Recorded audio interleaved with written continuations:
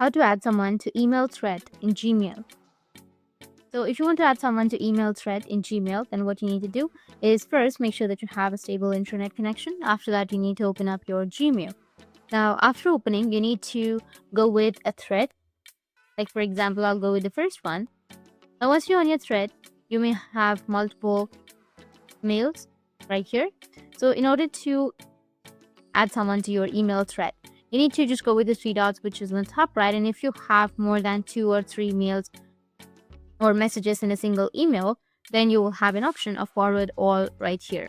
But if you don't find it, you can also go with the three dots, which will be on the right side, and then you may have forward all option. You need to just click on forward all, and it will select all of the messages that it has in this thread. And once you've done that, you need to just simply enter the recipient ID. Like for example, I'll go with a person's ID. Now, after selecting, you need to just go with send, which will be on the bottom, and that's it. The person will be added to your email thread. That's it, and if you have any questions, feel free to comment below. Thanks for watching.